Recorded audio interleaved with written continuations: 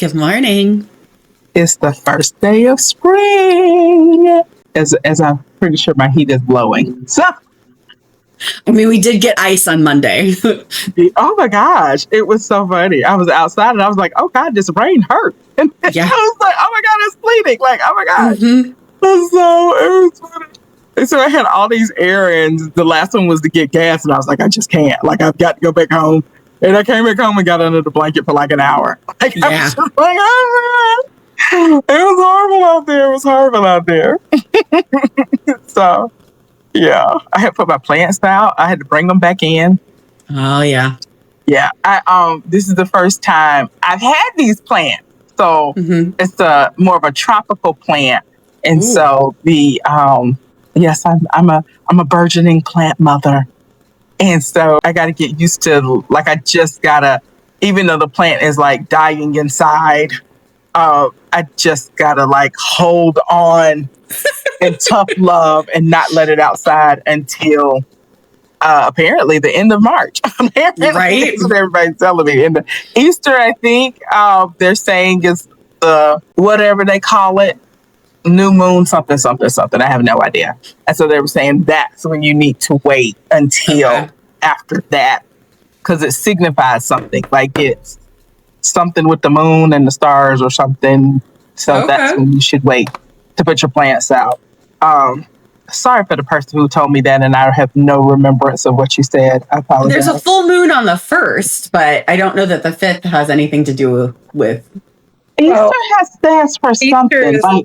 Easter is like the old Farmer's Almanac always said, don't plant before Easter. There is always a new moon on the first day of Passover, which is usually the same week of Easter.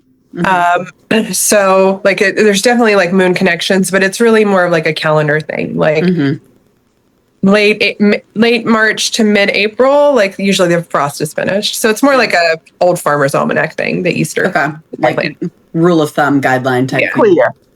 The Almanac, was that a book?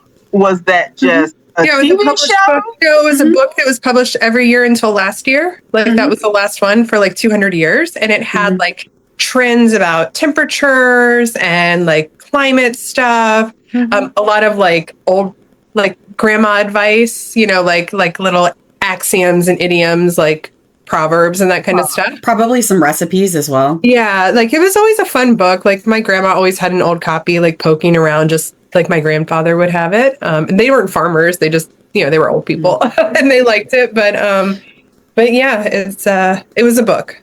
And last year it was the last year they were publishing it, either last year or this year. Right. I don't know if y'all can hear me, but I can't hear you guys because of my mower. And so I've got to like go off screen and like do some things so that I can hear you guys. Okay. Time.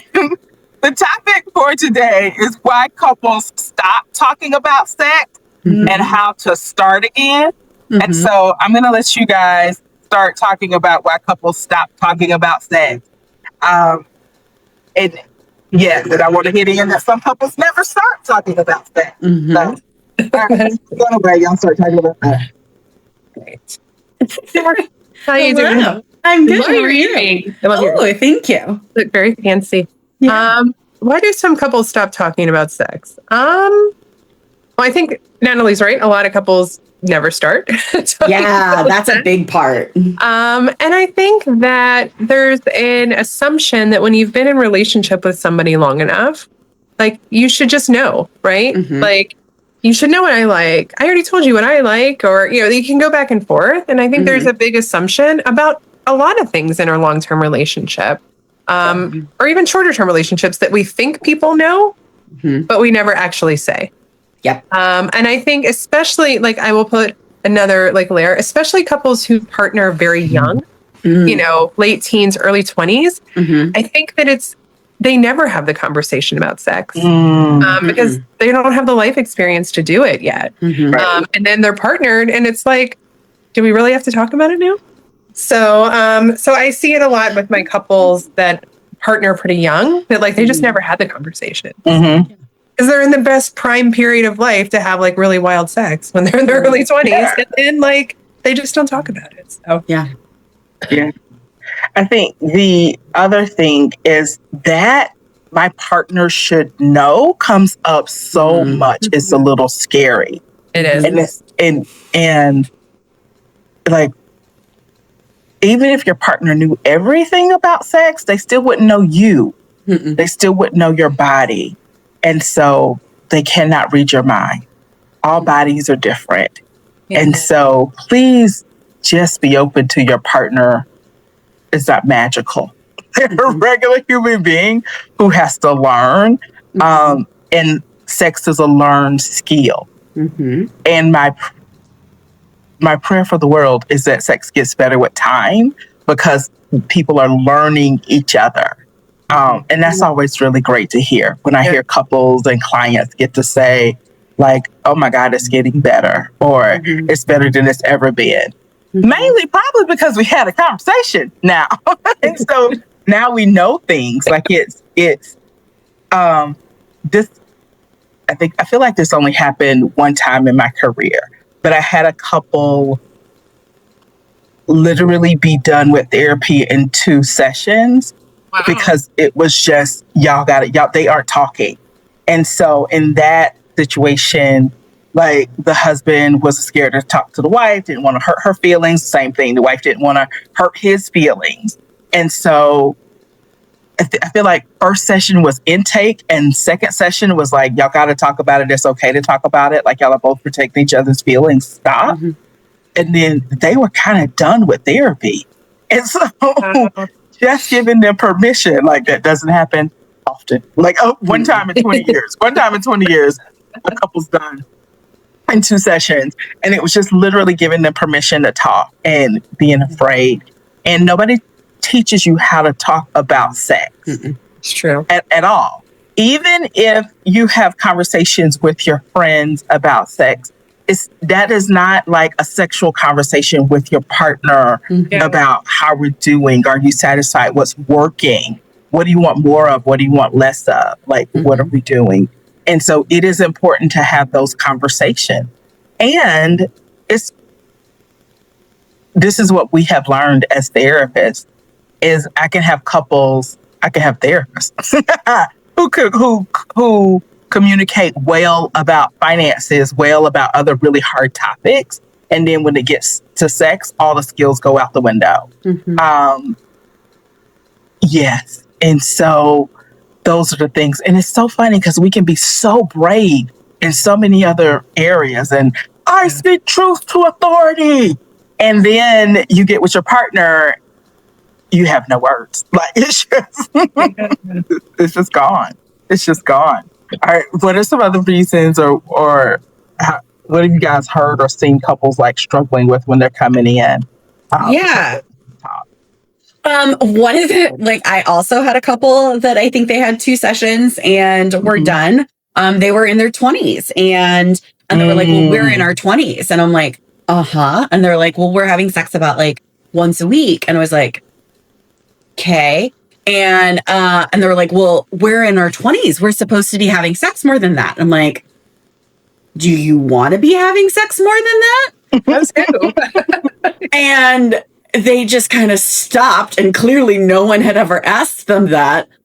And they were like, well, no, it kind of works for our schedule, and we've got this thing, and we're busy, and we do all these things. And I'm like, poof, you're healed. And they're like, wait, what? And so they actually was like, okay, we've got to sit with this. We're going to book another appointment. We've got to just like figure out if this is what was wrong. And their friends had basically been telling them, society had been telling them, you're young. You need to be having sex 7 times a week. Yeah. You know, all of the time. And I was like, you're not having sex with them. If the person that you are having sex with doesn't want sex 7 times a week, you don't need to have sex 7 times a week. Like that's a lot. And so I think we assume a lot based on what we've been exposed to. And a lot of media says young people have sex all the time and old people don't have sex at all.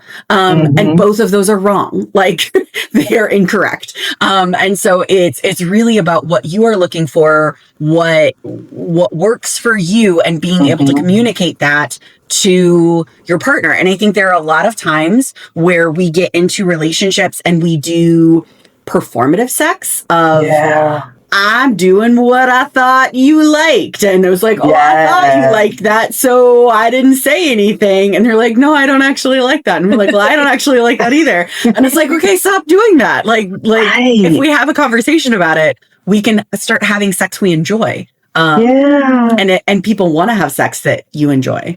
Yeah. All right, Amanda, anything you want to add? Yeah. I also I'm seeing more and more clients who are like millennial age and younger who very much were like they're sex positive. They grew up in sex positive homes. And Natalie, to your point, like having conversations with your parents in a sex positive way or girlfriends over coffee is not the same. You can be sex positive and still not sex communicative, like sex. Good. And so I want to let the people watching know, or let our clients, potential clients know that we can help you have these conversations. Like we as sex therapists are trained in having those conversations that make you feel a little jumpy on the inside, and to give you the tools to empower you to continue these conversations. Yes. Kind of like the people sometimes never talk about it. Sometimes we stop talking about it because I'm open. I'm sex positive. I love my partner. It doesn't mean it doesn't mean you don't have to have those double negative. You still need to have those hard conversations. And I recommend people having them frequently, once a year, once every 6 months.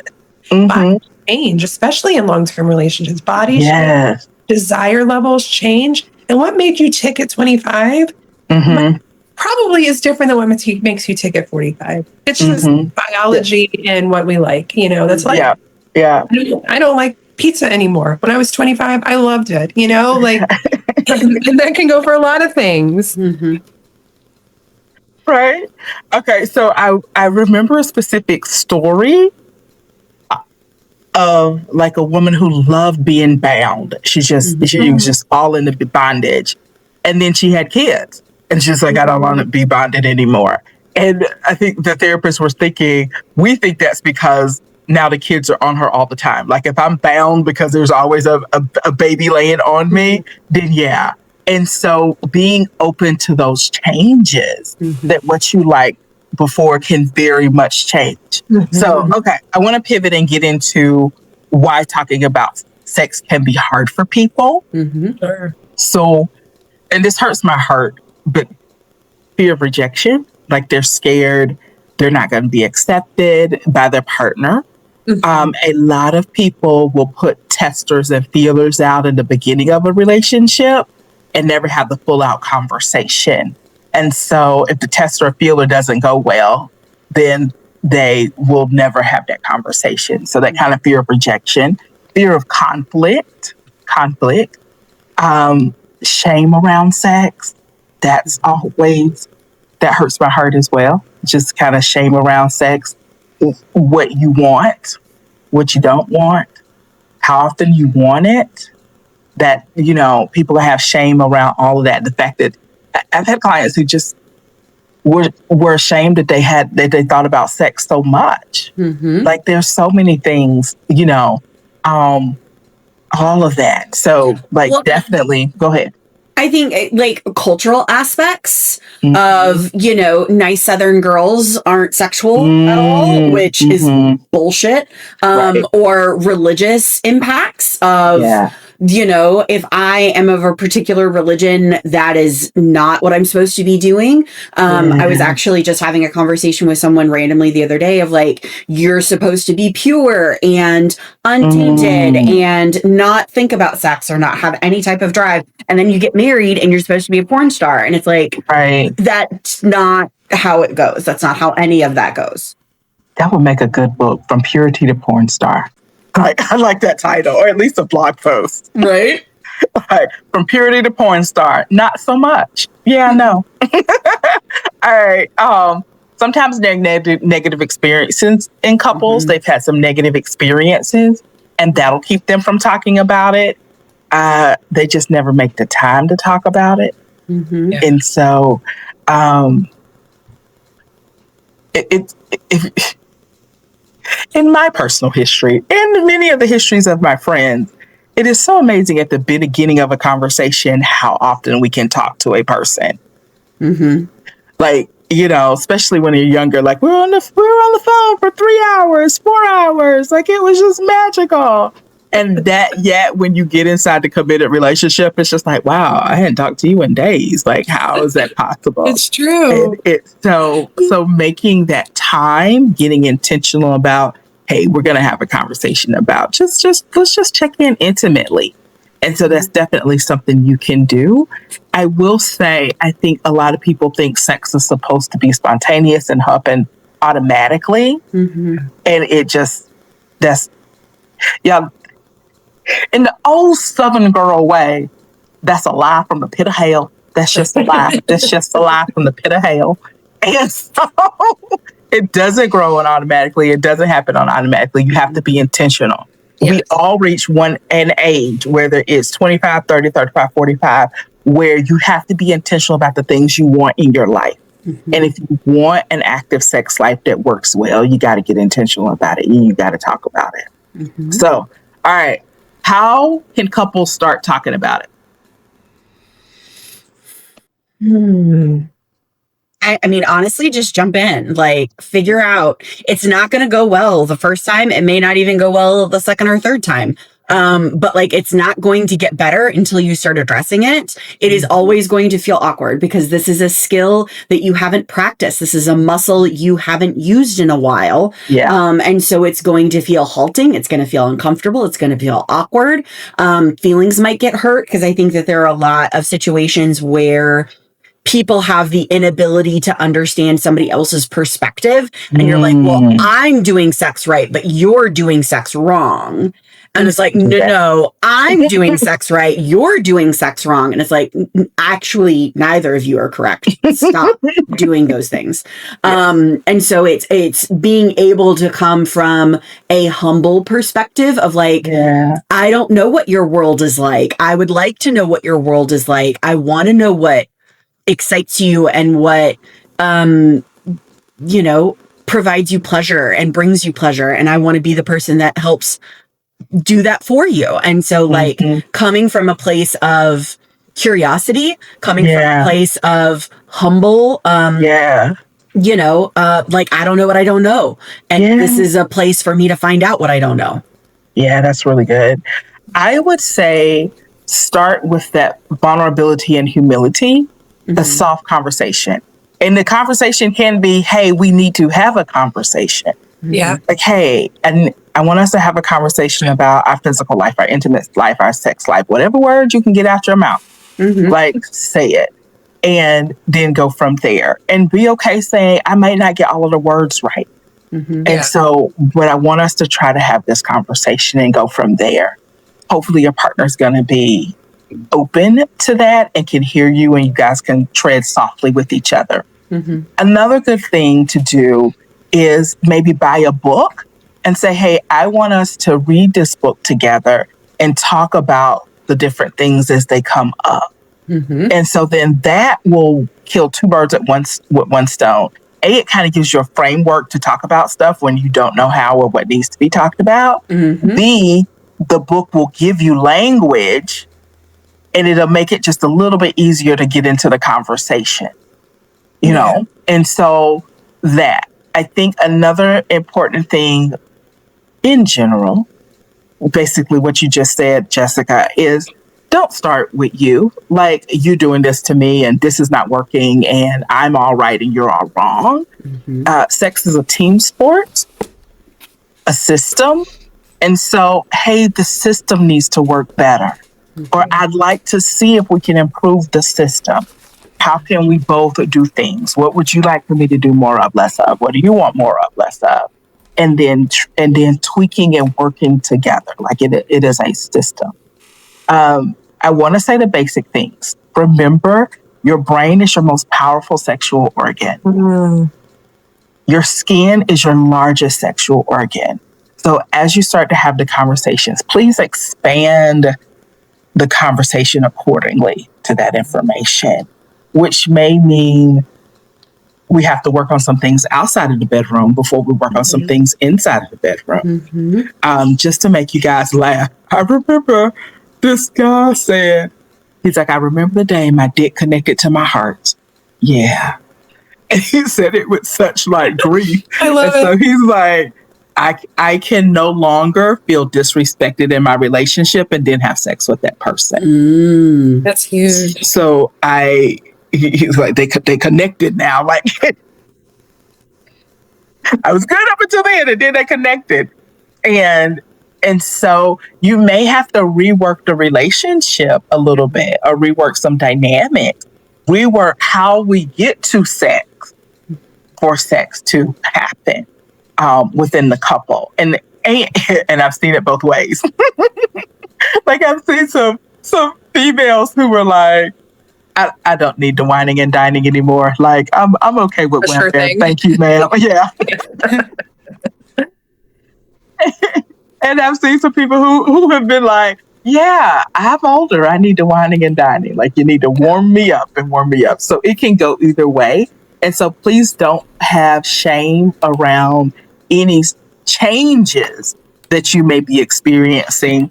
And we should preach just from the mountaintop that you are going to change sexually. Like, we know that with the rest of life, and somehow we don't apply that to sex. Like, we don't. Especially my men, and I'll joke with them and I'll say, like, an 80-year-old dick doesn't do what a 20-year-old dick does. And it changes somewhere in the middle. You're in the middle. It's changing. And they're just like, no, it's not supposed to change. But it does. It does. Same thing with women. Our bodies change. And so I want all of you guys to be able to say, hey, you know how that position worked yesterday? Not today. Not today. Oh, and agent is a bitch, and it's real. Like, amen. I was joking with a client. We were both saying how we were laying down in bed and our knee was hurting a little bit, and that just should not. Like, I haven't. I'm laying down. I'm not on you. I'm not putting weight on you. I don't understand why you would rebel on me at this moment in time. And it was just so funny. So all of those little conversations that you need to be able to have in your sex life with your sexual partner. Yeah. So, okay. All right. What else is coming up for you fabulous ladies? Yeah, the word that comes up for me so often, and I think we've used it a couple of times, is intentionality. These are like incremental changes that happen over time. Every couple that comes to see me, I insist that they put time on the calendar every week for intimate conversation. That might turn into sex. Yes. But I'm not going to label it as sexy time. This is time for intimate conversations about your relationship. And it can become the time where you guys spend each week having sex, but it also can be the time that you talk about the stuff that you can't talk about when the kids are up. Yeah. About, hey, my body is changing. I know you've noticed. I've noticed too. Like, I want to talk about it. Just to speak to like the knee pain that you're talking about. And going back to, I think your suggestion, Natalie, about a book is really great, but I'm going to tweak it a little bit. Okay. I think you should pick the book together as a couple. Yes. Go to a bookstore, go to Amazon, go to your favorite, local bookstore website, like however you want to support, and pick something together. Find a list from a sex therapist. Reach out to one of us. We can give you resources, and then go look at the books together. Because I've worked with couples, and I've been married a long time. I'll like make a suggestion, but really it's a directive. Like, I'm going to read this book, and you're going to read it too. And that doesn't feel very like validating or supportive. So know your partner's learning language. If they're visual, if they're tactile, if they want to, some people watch YouTube videos. If you send me a video, I'm not watching it. I'm just being honest. I want to read. I don't want to watch videos. I will read a 20-page article before I watch a 30-second video. That's just how I learn. Some people want to learn through videos. Some people want to learn through books.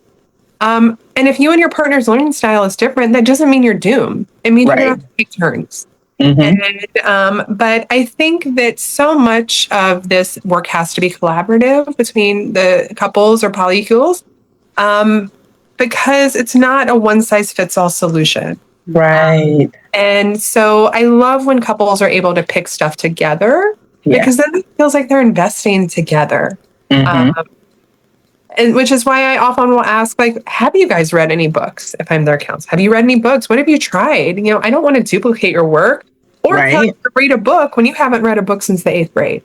Like, I want to give you resources that make sense. And so, any chance for collaboration with couples and like your intentional intimate time every week that I make you put on this schedule, you can read your book together. Like, it doesn't have to be a high pressure thing.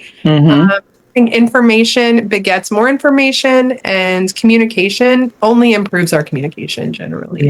Especially if we're being kind and intentional and compassionate when we do it. So that's my thought. Okay.